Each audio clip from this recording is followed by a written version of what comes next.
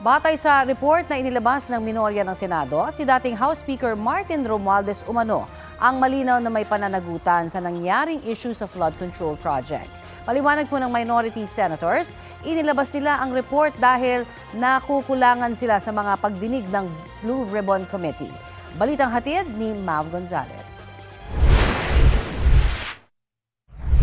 Ito ang pinansagang minority report ng Senate Minority Bloc ukol sa flood control scandal.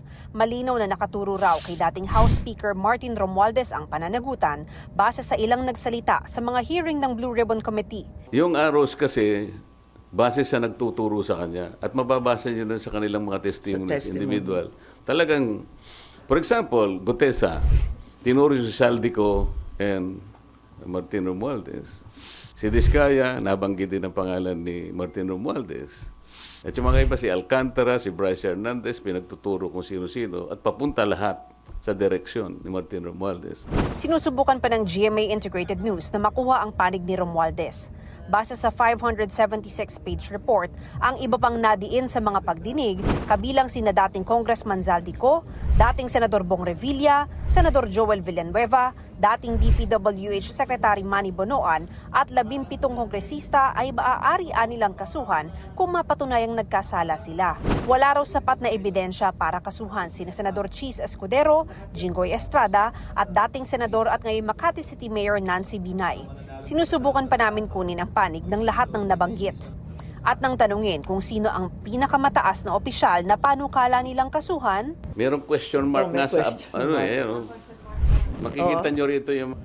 pirmado ng 6 sa 9 na minority senators ang report na isinumite sa Office of the Senate President noong December 10 dahil dismayado nila sila sa investigasyon ng Senate Blue Ribbon Committee noon. Dismayado raw sina Marcos at si Marcoleta sa naging takbo ng pagdinig. Hindi raw na-maximize ang paghaharap ni na dating DPWH Yusek Roberto Bernardo na siyang nagturo kina dating DPWH Secretary Manny Bonoan at dating DepEd Yusek Trijiv Olaivar. Hindi raw masyado nabigyang pansin ang Cabral Files. Pare-pareho lang. Sila na rin ang sumasagot para sa dalawang kasambahay. Wala rin na bunyag. Ayaw ko sanang magsalita ng makakasakit o makaka-offend sa aking mga kasamahan. Pero yun naman ang nakikita ng mga Pilipino. Nakikita naman natin na parang wala namang pagtutuunan nito. Imbes na yung mga may kasalanan ay ang matakot. Ang mga nag-iingay pa ang sinisindak. Parang baliktad na eh. Sinabi ng DPWH, this is a public document. So sabi ko, how do you validate that? How do you authenticate that? Alam niyo sinabi niya? Tinuro ang ombudsman.